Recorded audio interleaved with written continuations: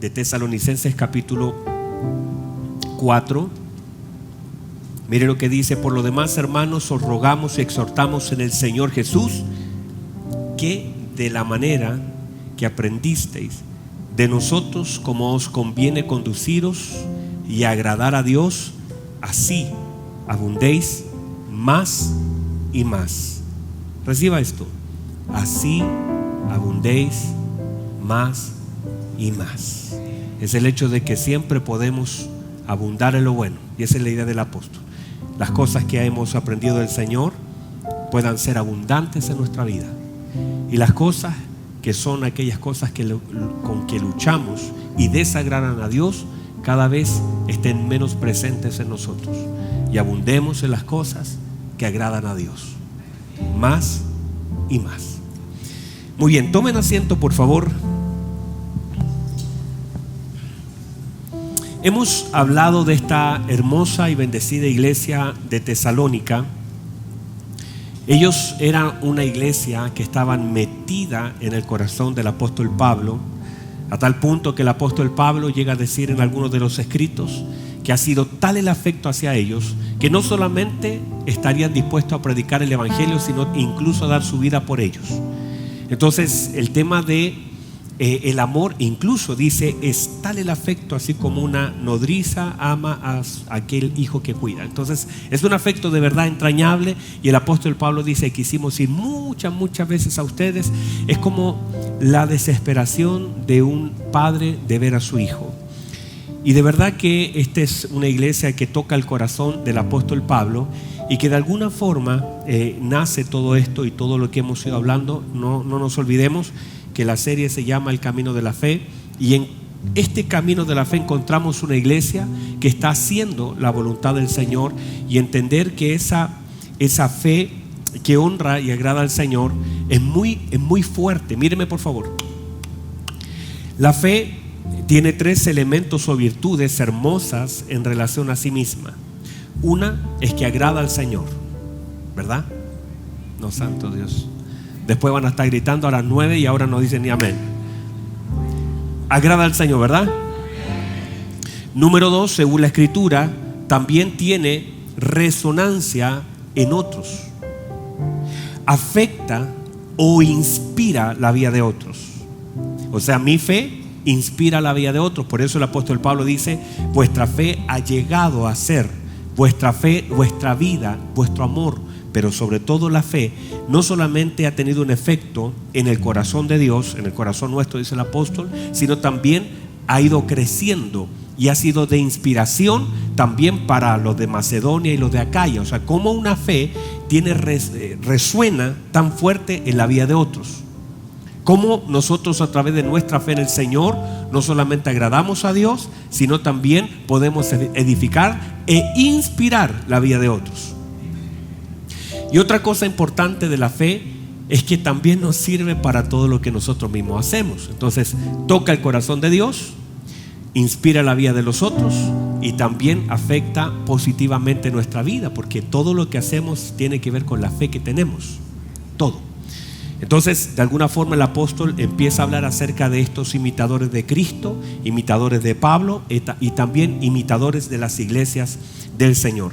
Ahora, note por favor, hermanos, que esta hermosa iglesia, y no quiero que salgamos de este concepto de esta hermosa iglesia, y yo pensaba dentro, mientras cada vez que leo más esta carta, yo le digo al Señor: cómo me gustaría también que el día de mañana nosotros también pudiéramos ser de inspiración para la vida de otros, y que cuando hablen de la congregación no se acuerden de una pantalla, de una luz, no se acuerden de un parlante, no se acuerden de un aire, sino que se acuerden de nuestro amor por el Señor, y que nuestra vida signifique para otro una inspiración, que puedan decir: se puede amar al Señor. Es una iglesia que perdona, es una iglesia que ama, es una iglesia de fe.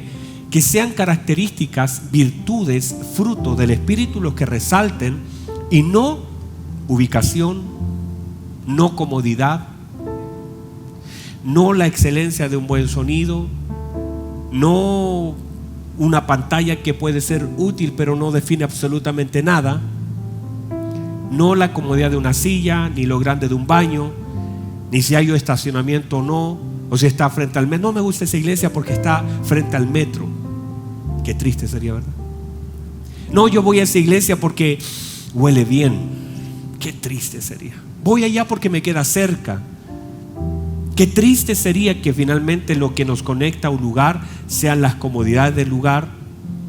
Sea, bueno, me gusta porque hacen los cultos bien cortos, o me acomoda que sea en la mañana, o esas cosas en realidad suman. Qué bueno que huela bien, ¿verdad? No, santo Dios, si huele mal. Qué bueno que sea cómoda la silla, aunque no es tan cómoda.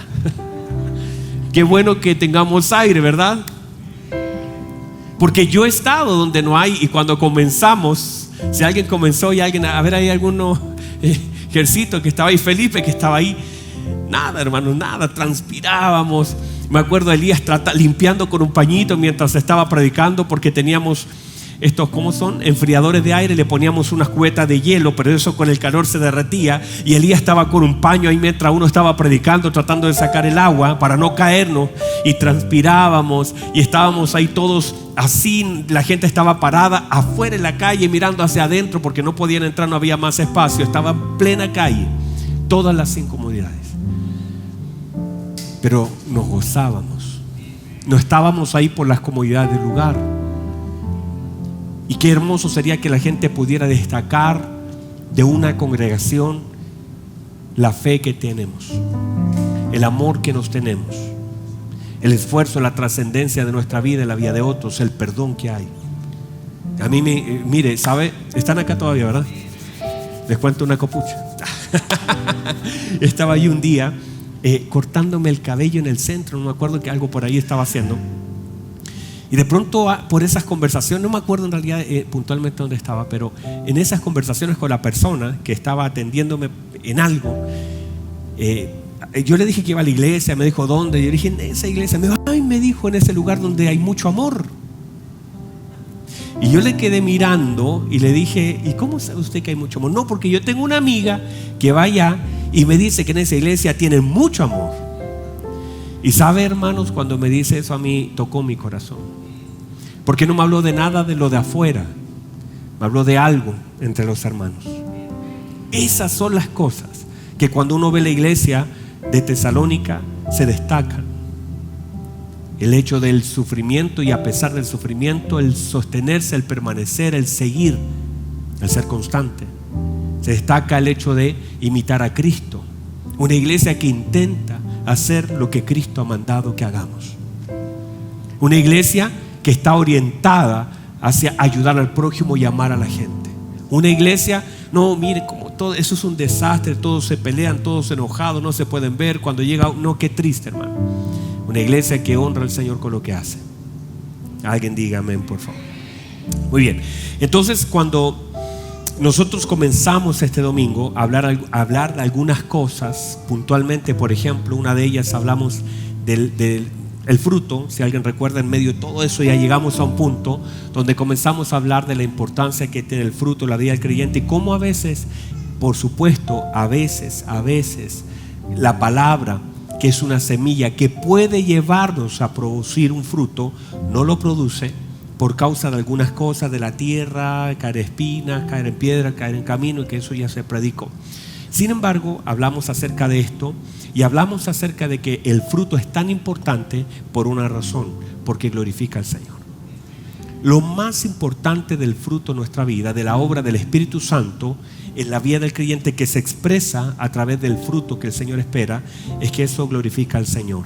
Eso es lo más importante. Luego de eso, vemos también cómo en nuestro Señor Jesucristo, haciendo por supuesto una mirada hacia adelante, pero también va a buscar fruto a la higuera. Y el apóstol Pablo también habla acerca de eso. Incluso, mire lo que dice Filipenses 4:16.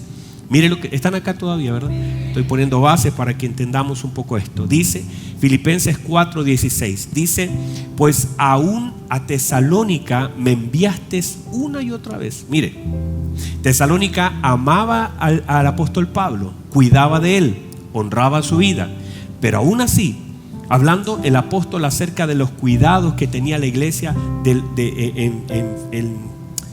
en Filipo, la iglesia tenía un cuidado tan grande hacia la vida del apóstol que él dice esto: pues a una Tesalónica, a esta carta, a este lugar que estamos leyendo, me enviaste una y otra vez para mis necesidades.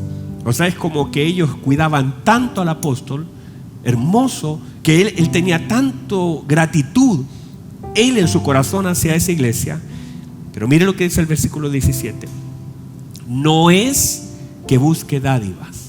El apóstol Pablo dice: no estoy buscando ningún regalo de ustedes, sino que busco fruto que abunde en vuestra cuenta.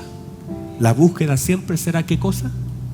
No un don, no un regalo, un fruto.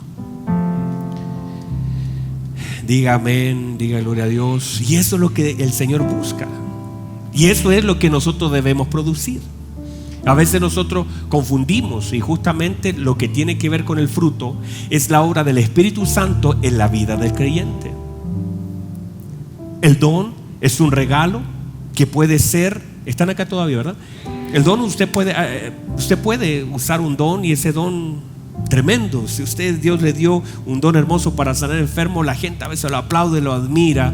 El problema es que a veces el tema de ese don está en una vida que no tiene un carácter formado. El fruto habla de la conexión espiritual de un creyente al Espíritu Santo y una dirección de la palabra. Y eso es mucho más difícil. O sea, es más difícil tener templanza que sanar a un enfermo. Y lo que glorifica a Dios no es que alguien sea sano, sino que un creyente tenga bondad. O sea, uno podría eventualmente usar sus manos, y por supuesto que hermoso es que alguien, Dios lo use para sanar a un enfermo, para tener mucha fe, y todo lo demás, eso está bien. El tema es que lo que glorifica al Señor a veces son cosas diferentes a lo que sorprende a los hombres. A veces a los hombres los sorprende lo que alguien pueda hacer, la fe que se pueda tener, la ciencia, la sabiduría y tantas otras cosas. Pero lo que agrada al Señor es el carácter formado de un creyente que está pegado a Cristo y que quiere honrarlo a Él. Salmo capítulo 1, que dice: bienaventurado el varón que no anduvo en consejo de malo, sino ni en silla de escarnecedores ha sentado, sino, ahí me faltaba esa, por eso usted no me respondía, sino que, no, perdón, estamos mal aquí. Otra vez. Vamos otra vez. Salmo capítulo 1. Bienaventurado el varón que no anduvo en consejo de malo, ni en silla de escarnecedores ha sentado. ¿Cómo? Ni en anduvo en camino de pecadores, ni en silla de escarnecedores ha sentado, sino que, ahí sí, sino que en la ley de Jehová. No, él me lo dice así, pero mirando para el lado. Sino que la ley de Jehová está su delicia, y en ella ¿qué? Medita. ¿De cuándo? Y será como ¿qué?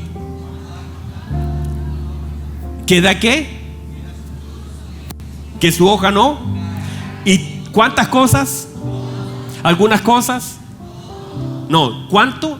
Todo lo que hace. Y dice: no así los malos, o el malo, que es como ¿qué? Como el tamo que arrebata a ¿quién? Por tanto no se levantarán.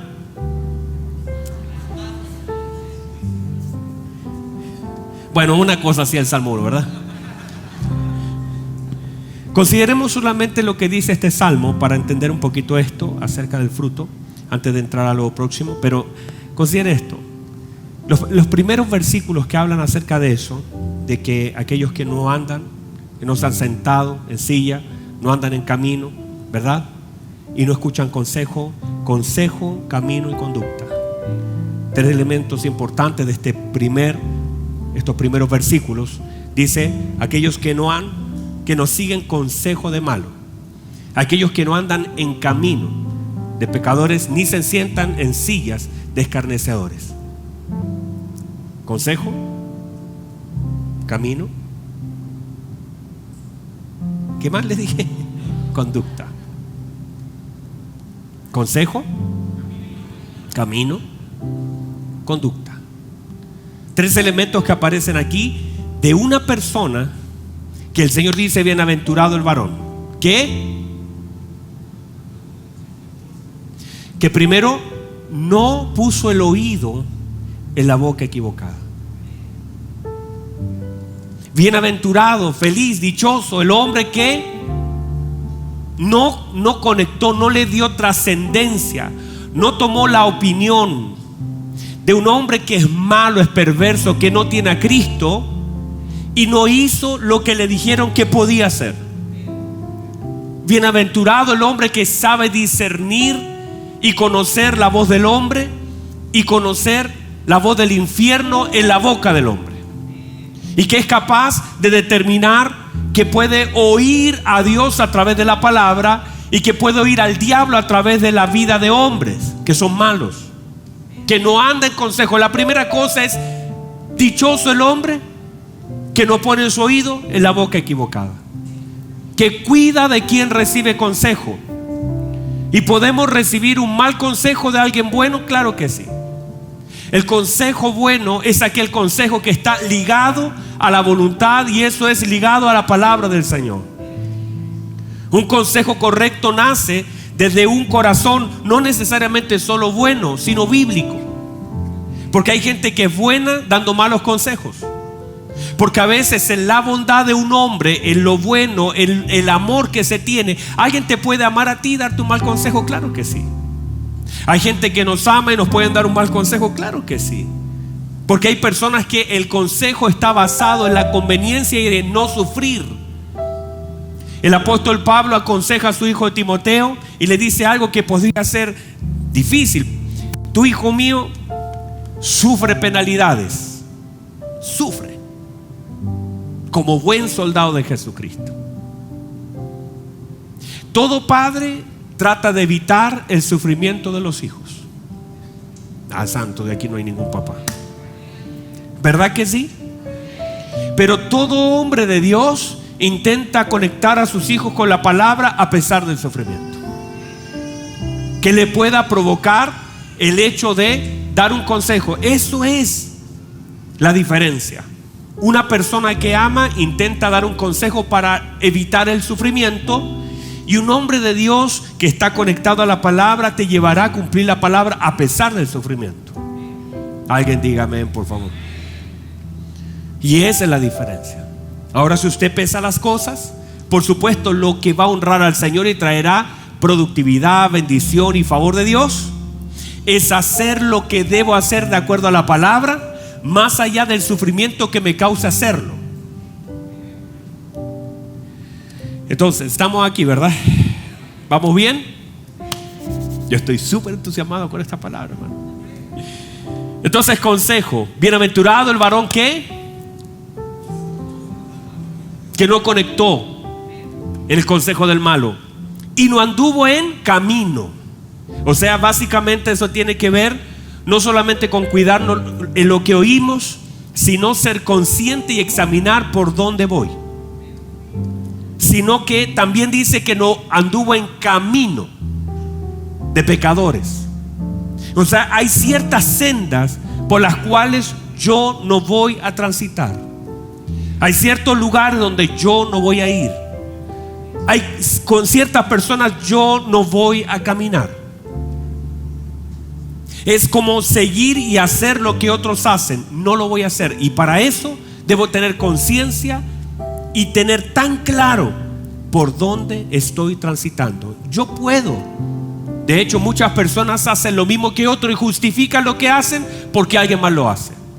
Pero si todos hacen eso, todos tienen esto, todos ven esto, no es malo eso. Pero no voy a caminar por donde otros caminan, aquellas personas que no honran al Señor con lo que hacen.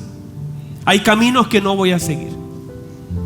Y la Biblia dice el camino de Baal, por ejemplo, o el camino de Balaam. Hay ciertos caminos que no voy a seguir, simplemente porque ese camino no honra al Señor. Entonces, otra cosa que dice: conducta, hacer lo que otros hacen, menospreciar a otros. Entonces todo esto nos lleva a tres elementos: lo que escucho, lo que sigo y lo que hago. Tres cosas importantes. Sino que, dice esto, la palabra del Señor, sino que, de ahí eso cambia. Entonces te da Están acá todavía, ¿verdad? Te da la razón de cómo ser fructífero y cómo no serlo. Ahí está. De hecho, no sé si hoy en la mañana, mi esposa me estaba comentando algo. Por ahí andaban mis hijos.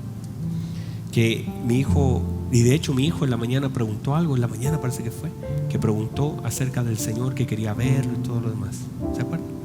Y básicamente, dentro del consejo que le dimos, porque él decía que quería conocer a Dios. Quería conocer a Dios. Entonces, 5 años mi hijo. Entonces, nosotros le dijimos, se conoce a Dios por medio de la palabra. Se siente a Dios por medio de su espíritu. Y se verá a Dios en medio de su retorno. Entonces le decíamos, le explicábamos, hijo, usted puede conocer a Dios por medio de la escritura.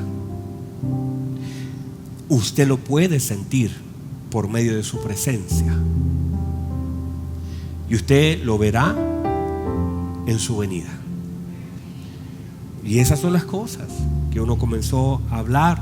Y el buen deseo de alguien de querer conocer a Dios. Pero se le conoce por medio de la escritura. Usted no puede decir que conoce a alguien cuando lo ve, porque viéndolo todavía puede no conocerlo. Entonces, mire lo que dice, sino que en la ley de Jehová está ¿qué? Su delicia. ¿Qué es eso? Placer, deleite, valor, gozo. Mire lo que dice. Su máximo placer, su deleite, su gozo más grande está en la palabra del Señor. Ahí conecta sus pensamientos, conectados a su palabra. Y usted sabe, están acá todavía, ¿verdad? Que si nosotros conectamos nuestros pensamientos a la palabra, nuestras decisiones serán acertadas. Porque en lugar del proceso de las decisiones están los pensamientos. Entre más conecto los pensamientos a la palabra, más certeras serán mis decisiones. Porque toda decisión nace de un pensamiento. Cuando uno piensa. El tema es que cuando queremos tomar decisiones, entonces vamos a tener que examinar los pensamientos. ¿Y qué gobierna las decisiones? Son los pensamientos. Y lo que está diciendo, hay un pensar. Pienso de día y de noche, estoy conectado a la palabra del Señor. Un hombre, entonces, bienaventurado es un hombre que conecta sus pensamientos a la palabra del Señor. Si los pensamientos son equivocados o son distorsionados o son mal conectados, tomaré malas decisiones. El tema de las decisiones, el resultado o el fruto de una mala decisión es dolor, frustración, retraso, desvío. Hay muchas personas que hoy pagan el precio de una mala decisión por los pensamientos y conexiones equivocadas. Cuando yo tomo una mala decisión en mi vida, es simplemente un proceso equivocado de mis pensamientos y una conexión en mi mente de cosas que simplemente el resultado de eso fue dolor, frustración, retraso y desvío. Mucha gente hoy está completamente desviada, retrasada. Y no solamente cuando hablamos de dolor, porque tomar incluso una buena decisión igual puede causar dolor. O sea, las cosas buenas igual pueden generar dolor. Un parto genera dolor, pero es fructífero. Entonces, dice, ¿será como, perdón? Un árbol plantado, establecido y sólido. Un árbol plantado ¿junto a qué? Junto a corriente de agua, ubicación, que da su fruto ¿cuándo? Exactitud, que habrá fruto en el tiempo que se requiere. O sea que eso será manifiesto. Dice, su hoja no cae, las temporadas no lo afectan, y todo lo que hace prosperará. Qué hermoso, ¿verdad? Bueno, ahí en medio de todo eso está el fruto. Y el fruto básicamente es la evidencia de lo que somos. Fruto es evidencia de lo que somos. ¿Podríamos incluso dar un mal fruto? Claro, la Biblia dice que se puede dar un mal fruto. Juan 3:10 dice, haced pues frutos dignos de arrepentimiento. Mateo 7:16, por su fruto los conoceréis. Por lo tanto, básicamente el fruto es la manifestación de lo que soy. Usted y yo podría pararlo delante de mi esposa, es en eso buenísima. Usted va con ella y ella dice, mira un manzano, y yo lo confundo por el durazno, lo confundo con el ciruelo. Ese no, eso es un manzano. Yo lo quedo mirando y en realidad lo que define el árbol, porque pueden parecerse las ramas, las hojas, si usted ve las raíces, nada se va a dar cuenta, pero el fruto manifiesta la realidad de todas las cosas. Hay cosas que se parecen, ¿verdad? Si usted me ve aquí tocando una guitarra y ve a otro en otra persona tocando una guitarra, eso somos parecidos. El tema es, la diferencia será el fruto. El fruto evidenciará definitivamente lo que somos. Dígame, por favor. Ahora diga conmigo, discípulo. Muy bien. Un discípulo no es quien hace un discipulado. Usted podría ser un discipulado, ¿verdad? Así llamamos antes los estudios bíblicos, y nunca ser un discípulo. Entonces hay un montón de gente haciendo discipulados, pero no siendo discípulos. O sea, estudiar la palabra es necesario, es bueno, pero no es determinante. ¿En qué sentido? En que alguien podría estar sentado en todas las... De hecho, con mi esposa hemos hablado de esto, que hay personas que pueden estar en una clase, sanidad interior, y nunca sanar nada. Y pasar y dar la prueba y decir, uy, mire, tengo un 10. Y nunca haber aprendido nada, ni haber cambiado nada en ellos. Entonces, un discípulo es quien hace la voluntad del Señor. Y debemos transicionar de creyentes a discípulos. Mire lo que dice la palabra del Señor en Juan 6:60. Dice, están acá, ¿verdad? Al oírla, muchos de sus discípulos dijeron, ¿qué dijeron? Dura es esta palabra. La otra era más blanda, esta es más dura. ¿Quién la puede oír? Versículo 66 dice esto. Desde entonces, muchos de sus discípulos, ¿muchos de quién? Volvieron atrás y ya no andaban con él. ¿No le parece triste esta escena? Lamentable, trágica. Y ya no andaban con él. Versículo 67. Dijo entonces Jesús a los 12: ¿quieren acaso irse ustedes también? Se abrió la puerta. Recuerden que no toda puerta abierta yo la debo cruzar. Entonces Pedro le respondió, Dios bendiga a este hombre de Dios, Pedrito: ¿a quién iremos? Tú tienes palabra de vida eterna. Versículo 69, note por favor esto. Y dice: y nosotros hemos creído y conocemos que tú eres el Cristo, el Hijo del Dios viviente. Notemos por favor de esta palabra un par de cosas. Esta palabra se enmarca en dos sucesos importantes. Lo primero tiene que ver con el caminar del Señor sobre las aguas, que eso lo hizo en forma privada y que los discípulos pudieron verlo. Y otro suceso que fue muy público, que ustedes lo conocen, fue la multiplicación de los peces y los panes, ¿verdad?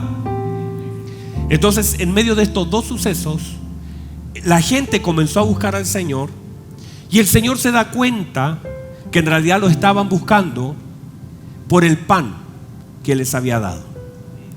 Y el Señor ahora, ¿qué comienza a hacer? A revelar la razón de por qué Él hizo ese milagro. Y comienza a hablar de la profundidad que tiene el hecho de poder comer un pan. Entonces ellos le decían esto, mírenme por favor, le empiezan a decir: Señor, danos siempre de este pan. Lo que ellos querían era vivir en un constante mover de milagros, recibiendo sin hacer nada lo mucho del Señor. Entonces los discípulos comienzan a decir: Señor, danos siempre de este pan. Y el Señor entonces le cambió el pan natural que comieron en el desierto por un pan espiritual que era la revelación de quién era Él. Mírenme por favor, lo que hace el Señor es manifestar y darle verdades eternas, profundas, una revelación gloriosa de decir: míreme, lo que le dice el Señor, le dice: yo soy el pan del cielo. Yo soy el pan del cielo. Lo que ustedes comieron fue bueno porque yo lo hice, y lo que comieron vuestros padres en el desierto fue un maná que el Señor, mi Padre, les dio. Pero el verdadero pan del cielo no es el maná. Ellos veían caer el pan del cielo a sus tiendas y recogerlo, y ellos decían: danos también de ese maná. Él le dijo: ese pan fue bueno, ese pan fue necesario, pero ese pan de un día para otro se podría. Ese pan era rico, era sabroso, pero yo soy el verdadero pan del cielo. O sea, ustedes no están dándose cuenta, están comparando un milagro y están cambiándolo por una revelación. Lo que ustedes están en este lugar porque comieron y se saciaron, y eso por supuesto les generó un impacto glorioso. Eso a ustedes los sorprendió porque vieron canasta cómo ese pan abundaba. Pero ahora les voy a cambiar, les voy a comenzar a dar revelación, les voy a mostrar quién soy yo, y les voy a decir que sus padres comieron pan en el desierto, pero murieron. Ese pan que ustedes consideran tan bueno, sus padres lo comieron, pero sus padres murieron en el desierto. Sin embargo, si ustedes comen de este pan, el que coma de este pan no morirá jamás. O sea, lo que le está mostrando el Señor, Él está subiendo, yo no sé si alguien lo puede recibir, le está subiendo el entendimiento, lo está llevando a un nivel de entendimiento. Lo que está diciendo es que yo soy el verdadero maná del cielo, y ustedes, para poder vivir y no morir en un desierto, tienen que comer de este pan, porque ustedes admiran el pan que comieron los hombres en el desierto porque cayó del cielo. Yo soy el verdadero pan del cielo que ha venido del cielo a la tierra, y el que come de mi carne come verdadera comida, y el que bebe de mi sangre bebe verdadera bebida. Yo soy el verdadero pan del cielo, dice el Señor. El problema de eso es que ellos seguían mirando el otro pan porque querían saciar una necesidad natural. Ellos miraban y decían: danos del otro, no queremos danos del otro.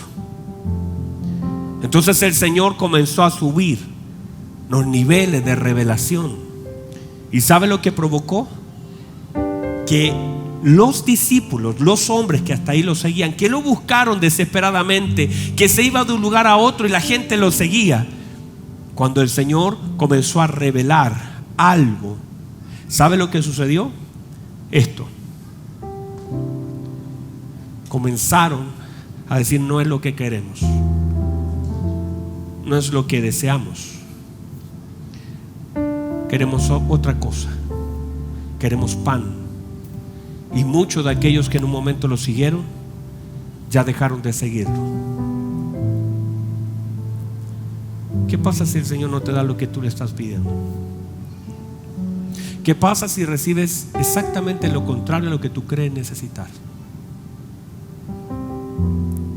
¿Qué pasa si de pronto en medio de una enfermedad tú oras y el Señor decide otra cosa diferente a por lo que estás ayunando? Y el Dios comienza a darte un pan distinto. Por eso qué bendición el apóstol Pablo, hermanos. Está orando para que sus ojos sanen, o lo que haya sido su aguijón, y el Señor le dice: bástate de mi gracia, porque mi poder se perfecciona en tu debilidad. Y él mire, esa fue la palabra, ese fue el pan, la palabra. Y ahora él, teniendo la misma enfermedad, teniendo el mismo problema, ahora dice: de buena gana me voy a gloriar ahora más en mi debilidad, porque entiendo que ahora mientras estoy sintiendo todo este aguijón y que Él dice, mire, que un mensajero de Satanás me abofetea, me hace sentir mal, en realidad estoy entendiendo que esa es una oportunidad para no desviarme. Así que de buena gana me gloriaré, porque ahora cuando entiendo que soy débil a causa de este aguijón, en realidad soy fuerte a causa de Cristo. Así que de buena gana me voy a gloriar más en mis debilidades, para que repose sobre mí el poder de Dios. Ay, hermanos, qué hermoso. De buena gana me voy a gloriar, para que así repose sobre mí el poder de Cristo. Entonces, lo que está diciendo el Señor es que muchos comenzaron a retroceder, porque ya no recibían lo que ellos querían recibir. El tema es cuando se te corta lo que tú quieres recibir, de quien tú esperas recibir y además sabe que tiene para dar. La pregunta es, ¿se medirá finalmente el amor de esa forma? ¿Hasta dónde llega nuestro amor por el Señor como discípulos del Señor? ¿Qué pasa si comienza a suceder todo lo contrario a lo que tú esperas que suceda? Normalmente todos nosotros estamos siempre hablando de esto. Oye, el Señor te va a bendecir, el Señor te va a usar, el Señor te va a sanar. ¿Y qué pasa si sucede todo lo contrario? ¿Seguirías con tus manos arriba? ¿Qué pasa si el Dios que adoramos, que glorificamos por causa, de hecho me acuerdo siempre, los hermanos pasaban adelante día sábado por la tarde y decían, yo doy gracias al Señor por la vida y por la salud que Él me concede. Le doy gracias al Señor porque nosotros asumimos la bondad de Dios solamente por las cosas buenas que nosotros vivimos o recibimos. Pero Dios es bueno a pesar de que yo esté enfermo. Dios es bueno a pesar de que yo no tenga para pagar el arriendo. Dios es bueno a pesar de que todas las cosas estén cayendo a pedazos. Dios es bueno, no por las cosas buenas que yo pase. Dios es bueno a pesar de que yo viva cosas difíciles. Dios es bueno, porque es su naturaleza. Cierro con esto para que no se pongan nerviosos. Entonces el Señor mira a sus discípulos, que hay una gran diferencia entre la gente que había caminado con el Señor a causa de lo que el Señor les había dado y había hecho por ellos, y ahora Él mira a sus discípulos. Y hermano, ¿usted se imagina esto? Por favor, póngase en el plano. 20,000 personas están recibiendo la palabra del Señor, y que de pronto de esas 20,000 todas comiencen a retroceder y solamente de ese grupo queden 12. Como que ellos sienten que está llegando el momento donde el Señor ha llegado a tal nivel de fama, de admiración, que la gente lo sigue a todo lugar. Pero en un momento el estadio quedó vacío y solamente quedaron 12, y la gente se iba murmurando y la gente iba cuestionando, y solamente quedaron 12. Parece un fracaso, pero no lo es. Y el Señor entonces ahora hace la pregunta a sus discípulos y le dice, ¿ustedes también quieren irse? ¿Se han ido todos? ¿Quieren irse ustedes también? Y Pedro se levanta, y Pedro no hace nada por influencia de la multitud que hizo algo. Pedro mira como en tristeza como se van miles de personas y discípulos, hombres que siguieron al Señor. Y de pronto Pedro dice, ¿a quién vamos a ir? ¿A quién vamos a ir? No, por favor, reciba esto, míreme. Están acá, ¿verdad? La misma palabra que hizo que un grupo de personas se fuera, La misma palabra que hizo que algunos retrocedieran y abandonaron el seguir al Señor, la misma palabra que hizo que gente cuestionara a Cristo, Pedro la recibió y fue la misma palabra que él dice: ¿y a quién iremos si lo que acaba de decir es parte de esa palabra que contiene la vida eterna? O sea, ¿a quién iremos si solamente tú tienes palabra de vida eterna? Hay gente que se fue por lo que escuchó, pero mientras unos se apartaban por lo que tú decías, nosotros estábamos: oh, qué tremendo, qué glorioso, qué grande, esto nos conecta con la vida. Hay gente que se fue por la palabra que no la pudo entender, pero hay otros que estamos siendo llenos del Espíritu Santo. Mientras tú hablabas, había algo que en nuestro interior nos conectaba con la gloriosa presencia tuya. Hay una presencia mientras tú hablas. No entendemos por qué la gente se va, cuando esta palabra es como un río de agua viva que nos está abriendo el entendimiento. O sea, la misma palabra que hizo que uno se fuera, a otros los tenía conectados. ¿A quién iremos si solamente tú tienes palabra de vida eterna? Lo que acaba de decir es una verdad eterna. Es algo que nos da vida, que nos nutre, que nos sacia, que nos levanta.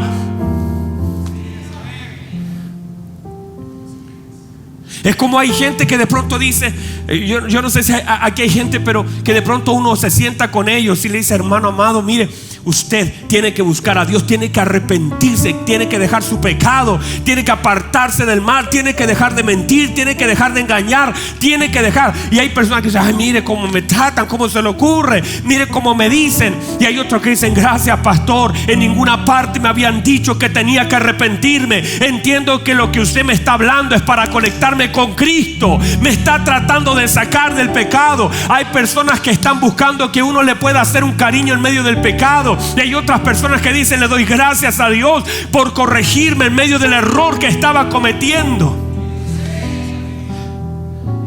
¿Cuál es la diferencia? La diferencia es una. Pedro lo dice. Pedro dice: nosotros, esta es la gran diferencia entre un discípulo y un creyente. Pedro dice: nosotros hemos creído. Y mire lo que vuelve a decir: y nosotros conocemos. Esa es la gran diferencia. Ellos no se fueron por una razón, porque ellos conocían. Pedro dice: nosotros creemos y hemos conocido que tú eres el Cristo, el Hijo de Dios.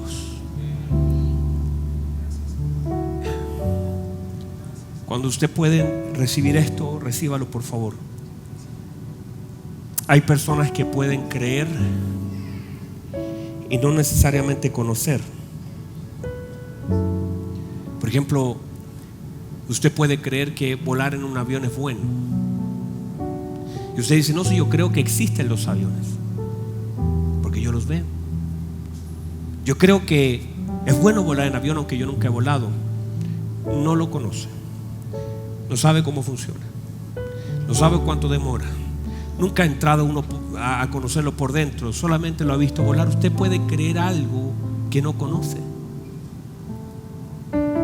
El tema es que tenemos un montón de personas que creen pero que no conocen. Y el tema es que cuando tú conoces, el conocer le dará fe a tu creer. Reciba eso, por favor. El hecho de ahora ya no solamente crees que es bueno, sino que te montas a un avión y lo puedes disfrutar, puedes llegar más rápido, y ahora puedes decir: no solamente yo creía que era bueno, ahora estoy volando, ahora estoy llegando, y aún así todavía ni conocer nada. Y cuando empieza, y ahora que vas volando, tú dices: no, yo ahora no solamente creo, conozco, pero en tu conocer es limitado. Aún así vas en el avión volando de Santiago a Temuco, vas diciendo: uy, ahora conozco un avión, pero te das cuenta que no conoces nada, no conoces ni un cable que hay ahí, pero estás montado en un avión y ahora estás usando el avión. Puedes creer el avión, puedes usar el avión y todavía no conocerlo.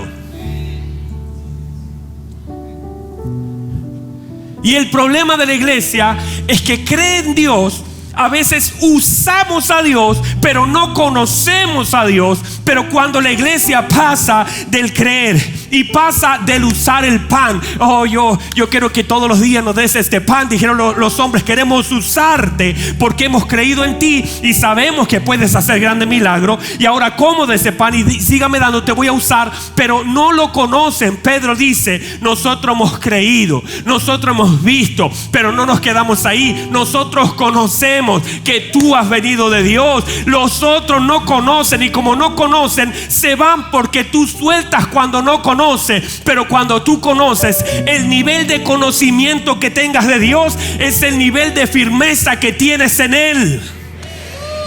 O sea, tu fe en Él tiene directa relación con el conocimiento que tienes de Él. Cuando lo comienzas a conocer, te afirma, no te suelta, no te separa. Tú dices, no solamente hemos creído en ti, Señor, sino también conocemos que tú eres el Cristo. Y eso hace que toda tu fe tenga solidez. Y no cualquier cosa te mueve. No importa quién se va. Se están yendo 20,000 y tú estás ahí. Qué malagradecidos, qué sinvergüenza. Lo único que querían es el pan. Lo único que cuando el Señor comenzó a revelarse a ellos, se dieron cuenta que estaban ahí solamente por lo que el Señor les podía dar. Y ellos dijeron, Señor, no nos importa si nos das un pan. Nosotros estamos aquí porque hemos creído. Y nosotros conocemos que tú eres el Cristo, el Hijo del Dios viviente.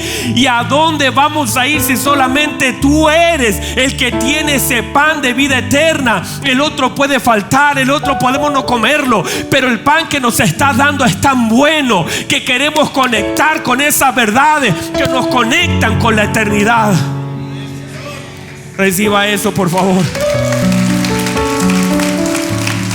Póngase en pie, levántese, por favor. Pastor, ¿y qué vamos a hacer ahora? Ahora es el momento de que vayas profundizando en el conocimiento del Señor. Porque cuando no, el creer no es suficiente. El creer no es suficiente. Por eso después, cuando tú te encuentras con personas creyentes, mire, le voy a decir una cosa. Fuera de una congregación hay más gente que dentro de una congregación. Fuera de una congregación hay muchos creyentes que sirvieron, que te pueden contar lo que hicieron, que te pueden contar cómo predicaban, lo que de uno yo de chiquitito cantaba, meditaba, predicaba, servía, hacía mil cosas, pero fueron creyentes que cuando fueron sacudidos por la falta de conocimiento, no soportaron la prueba, no soportaron el no de Dios, no soportaron la presión. Por eso, en la medida que una persona va conociendo al Señor, y eso no es un conocimiento así como, bueno, sí, me contaron. No, es una profundidad. Y entre más profundo tú llegas, más firme es. Cuando quieren construir un edificio grande, la profundidad que debe alcanzar, lo que está afuera, lo que se ve es una cosa, pero lo que no se ve es otra cosa que sostiene lo que se ve. O sea, lo profundo de aquello que no se ve es tanto o más importante de aquello que se ve. Y usted dice, a veces con mi esposa vemos grandes edificios y decimos, mira cómo, qué alto es en caso de un temblor, una cosa, mira cómo se va a mover. El tema es que lo de afuera se puede mover, se puede sacudir, puede ser sacudido por vientos, por terremotos, y no se cae ese edificio. Uno dice, ¿por qué no se cae? No porque lo de afuera sea bonito, el color del edificio, la ventana del edificio, el techo del edificio. Lo que sostiene a eso que no se caiga es la profundidad de aquello que no se ve. Y es exactamente lo mismo en un creyente. Lo que te sostiene a ti aquí en pie no es lo que la gente ve, es lo que la gente no ve, de aquello que es el fundamento de la iglesia, de aquello que es el conocimiento, aquello que son las raíces, aquellas cosas que probablemente no se ven. No se ve tu oración, no se ve tu intimidad, no se ve tu comunión, no se ve tu búsqueda, no se ve lo que conoce de Dios, pero es tan profundo. Pero se va a manifestar cuando venga el viento, cuando de pronto vengan los no, cuando venga la enfermedad, cuando venga el problema, cuando venga la persecución y tú te seas sacudido, pero no te muevas. Vas a ser sacudido, pero vas a quedar en pie. Muchas cosas van a caer a tu alrededor, pero tú vas a estar ahí en pie, vas a estar parado y vas a decir: la verdad es que lo único que me sostiene es creer, es conocer a mi Dios, que mi Dios lo conozco también. Es como lo decía Job: aunque Él me matare, en Él esperaré. Conozco a Dios y sé que puedo confiar en Él. Entonces, en la medida que la iglesia vaya conociendo a Dios, va a ser una iglesia sólida, firme, constante, creciente. No se va a retirar cuando las cosas vengan. Cuando usted tenga que llegar acá y decir: pastor, la verdad no tengo ni un plato para comer, pero vine a orar, vine a agradecer al Señor, vine a decirle, porque mi felicidad, mi dependencia no está en mi trabajo, no está en el dinero, está en el Señor. Me han traicionado, pastor, mire, se fue toda la gente, estoy solito, pero sigo amando al Señor, sirviendo al Señor. Eso es el conocimiento profundo que tienes del Dios que conoces y adoras. Y entre más conoces a tu Dios, tu adoración tiene otro olor. Entre más conoces al Señor, tus oraciones tienen otra consistencia. Porque tú no estás orando: Señor, cuídanos de regreso a casa. No oras así, dices: Señor, usted va conmigo, usted, Señor, me acompaña. Usted cambia todo. Porque el conocimiento que tiene de Dios cambia tu oración, cambia tu adoración, cambia tu conducta, cambia tus conversaciones, cambia todo. Reciba eso, por favor. Levanta sus manos, adora al Señor un momento. Levanta sus manos. Levanta sus manos. Bendito sea Dios. Vamos, dígale. ¿Qué conoce de Dios? ¿Cuánto es el conocimiento que tenemos de Dios, que nos da la fortaleza, el entendimiento, la gracia de adorar, de resistir, de obedecer, de esperar, de glorificar? Vamos, levante sus manos. Adórenlo, dígale. Toda nuestra adoración y nuestras oraciones están manifestadas por el conocimiento que tenemos de nuestro amado Dios. Cuando cambia el conocimiento, cambia nuestra adoración, cambia nuestra oración, cambia nuestra dependencia, cambia nuestros pensamientos. El conocimiento del Señor cambia nuestro destino, cambia nuestro propósito. Vas entendiendo el panorama completo y dices: yo no me voy a mover de este lugar si solamente usted tiene palabra de vida eterna. Y hemos sabido, hemos creído, hemos conocido que usted es el Señor. Vamos, levante sus manos. Levante sus manos, dígale algo al Señor. Dígale: Señor, es tan poquito lo que te conozco, pero quiero comenzar a conocerte a través de las Escrituras. Quiero comenzar a conocerte a través de la búsqueda. Quiero comenzar a conocerte a través de la obra del Espíritu Santo. Vamos, eso te hará un hombre sólido, un discípulo del Señor. Una persona que no retrocede, no por las cosas que recibe o no recibe. Una persona que ama al Señor a pesar de las puertas cerradas o abiertas. Tu adoración, tu fe, tu oración, tu confianza no está sujeta a la gente, a las personas, a las cosas. Amas al Señor por lo que conoces de Él. Vamos, levante sus manos. Adóralo.